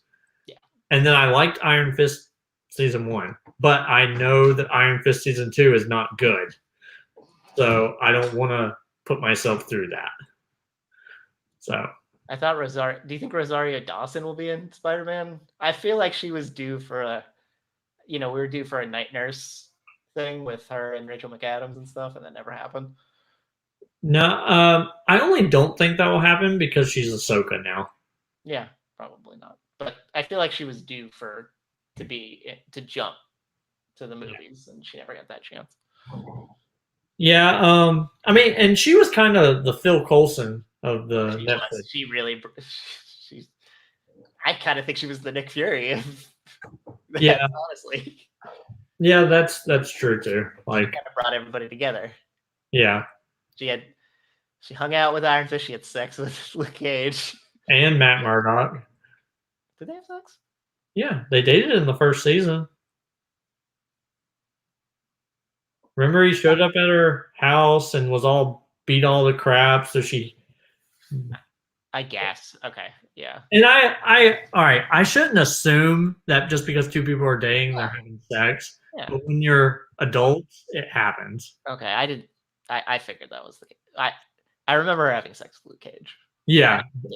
Yeah, because that's like the first thing she's in is she in Defenders is he shows up at her apartment and they immediately bang. Yep. Yep. And I forgot. And then she didn't show up in Jessica Jones. No. Yeah, because that's where Luke Cage got. No, yeah, she did, because she got into his eyes, right? Whenever she shot him in the chin with the shotgun to knock him out. Whenever Purple Man brainwashed him. Sorry. And so she shot him, and she was like, well, his skin's hard as whatever, so she had to go through the eye, which that's right. Eye stuff creeps me the crap out. There's a movie called Would You Rather, a horror movie, British film, and one of it's like a twisted game of would you rather do this or this, and one of the ones is the dude has the razor slit his eyeball. Oh nope! Like I can't even put in contacts because I don't like eye stuff. Okay, gotcha. Yeah, like, and now it's been such a long time that I've had glasses that I've had them for 24 years, and now it's just become part of my look. That even if I got LASIK, I think I would get non-prescription glasses and wear them because it's part of my look. And I really don't want to spend like $4,000 to just wear glasses anyway. So here I am. Fair. I mean, you wear glasses, so they're part of your look too. And we wear contacts a lot, and then I just stopped because they kept they didn't really. I could use them like one time, and then every time I would take them out of a case, they would hurt my eyes. So I just stopped doing it for functional purposes. Yeah, I can't stand the thought of someone touching their eye. Or I mean, I could do it. Nope. Even across the internet, I don't like seeing people. Yeah, I can do it now more so than I used to before I had contacts. That used to freak me out, and then I was like, well, I have to poke myself in the eye all the time anyway, so it doesn't matter. It was like that, in Saw, they do the thing where they put the key in the eye, and then I was like, could I dig into my eyelid to get a key if my life depended on it? And I think I could, but I don't know if I could do it within a time limit. Like if I had 30 minutes, I think I could definitely do it. I think she had 10 or whatever. I don't think I can do it. Or he had 10. So did he? Yeah, I don't. Yeah. I don't think I could do it in 10 minutes, but 30 minutes, I think I could do it. But yeah, yeah, no, I couldn't do any of that. I would just die. Okay. Yep. Horrible way to die, but that's fine. Yeah, well, most of the blind in one eye. Yeah, most of the way in those movies are awful way to die. So. Yeah. The one that always strikes me is the woman in 2 who they have to get the key, and it's in the box, and it has razors on it. So she just slits her wrist. She just dies. Like, Yeah. I think it's in like 5 or 6 where they realize like they have to get keys, but then they realize all the keys are the same, and that they were supposed to bring the entire group to the last task because in exchange they had to like fill a bucket with blood. mm-hmm. And that one, I'm like, nope, I'm good. I don't want to cut through my entire hand to where it bleeds. Whatever. Nope. We're just all gonna. Yeah, Saw movies really drove home the point of don't be an asshole in life because you don't want to get put in situations like this. Yep, I agree. But yeah, Hawkeye. Hawkeye is a good show. I think it's of the 4 shows, I think I like it the least. But that could change by the end. I agree. I agree with everything that you just said.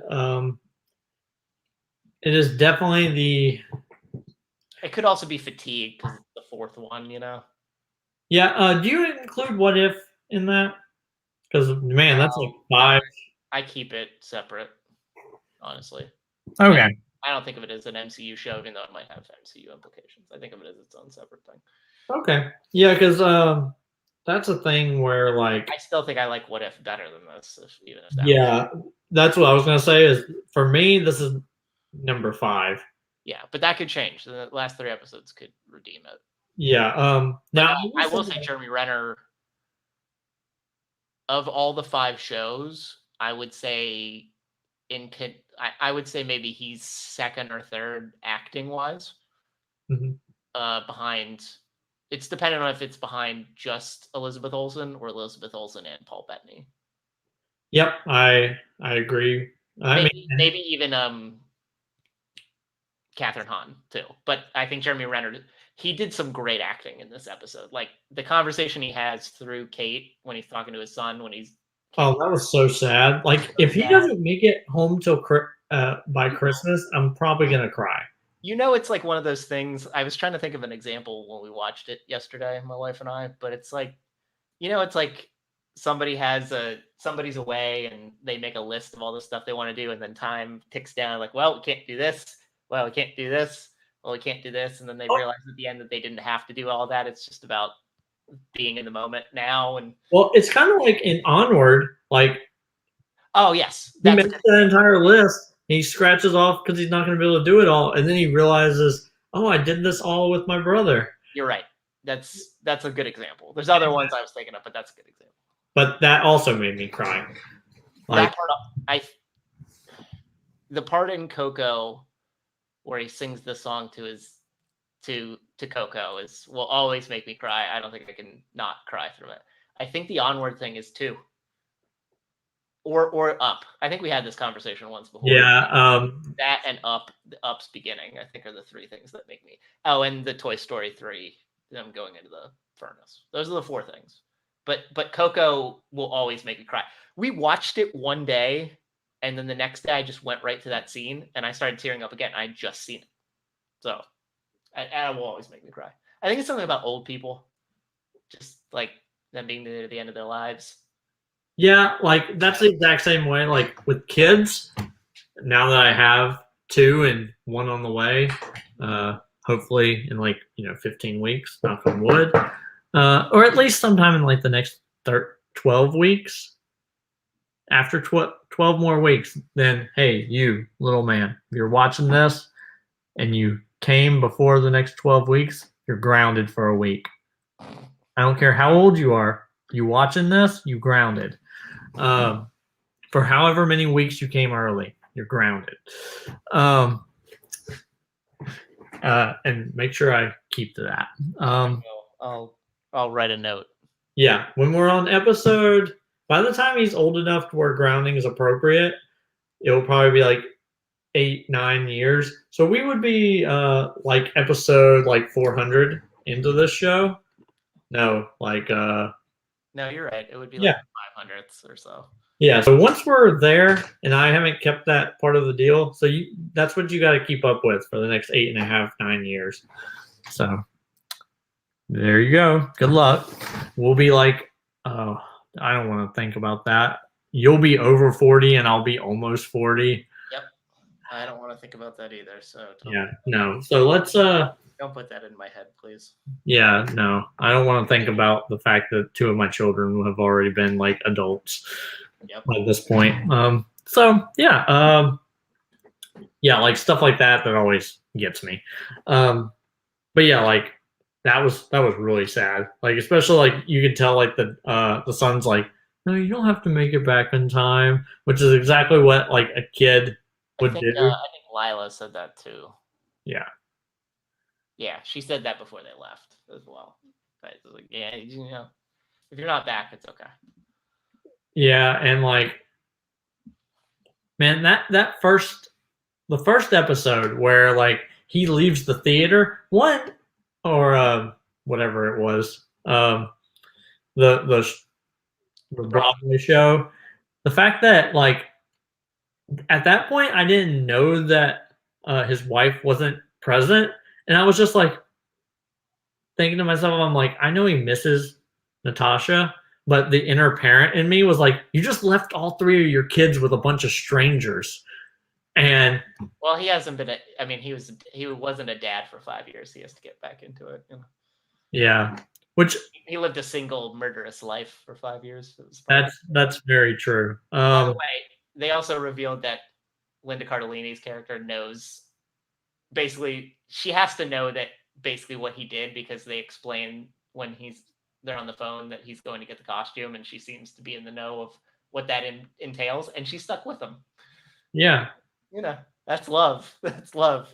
What, I mean, in his mind, he's like, Thanos killed my family. He had the choice to kill all these awful people, but they're still alive, so I got to do it for him. Yeah. And that scene of he's peeing and he looks down and it says Thanos is right. Yeah. And now more and more, like, I don't want to say anything because you haven't seen Eternals yet. No, don't say anything. And like, because I know I'll accidentally say something, but like, I don't want to be like, I don't want to promote genocide because that's not the right answer, but he may have been right. He just, you know, killed the wrong half of humanity. Like, you know, whatever. Like, if you're going to do it for the reason that you are, he should have snapped his finger and got rid of all the bad people. But then I guess he would have killed prejudiced. He said it was going to be fair, unbiased, prejudiced. Yeah, okay, that's true. But yeah, like it's I'm ready for the next 3 weeks. Like I know someone came out, I think it was the writer of the show, that says this takes place 2 years after Endgame. So it's possible that this movie takes place post Spider-Man No Way Home. Yeah.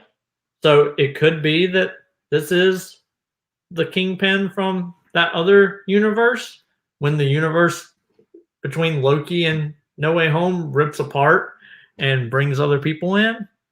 So it's possible that that could be in fact the case. But yeah, like, and that's, but I don't know. Like I'm really excited for the next 3 weeks, and then we got the Book of Boba Fett like immediately afterwards, and then we got 8 episodes of that, I think. So that's the Mandalorian come back. Is that next year? Yeah, I think that's next year, and then we got Kenobi next year. Ahsoka. They haven't given an official release date on that yet. I know they've started production on that, but they canceled. Now we can unspoiler this, but they canceled Rangers of the New Republic, which I guess that means that Gina Carano was supposed to be a really, really big role in it. Yep. Much bigger than people thought that she was. So yeah, I hate that. Like I I agree with her right to say whatever she wants to on her social media, but I hate that her doing that because they're not going to recast her. No. Because it will just bring it up again, and it's been over a year, and she'll get all whatever, and the people that are her fans and that support her in her thing are going to go crazy about it. So you might as well just cancel the show and not recast, and then integrate. Like Kathleen Kennedy has said that they're going to integrate some of that stuff that was going to be in the show into the Mandalorian, which I hate because the Mandalorian season 3 is, supposed to deal with Bo-Katan and him, but now it's going to deal with New Republic crap because Gina Carano and all this stupid crap. But yeah, like I'm excited for Ahsoka. Like, yeah, there's going to be next year's going to be interesting. Like, obviously, the year's going to be interesting because the birth of my child, but that is definitely the most important. But yeah, like TV and stuff, that's going to be great. TV's still on a roll. We'll say. Yes. Yeah, they got Andor.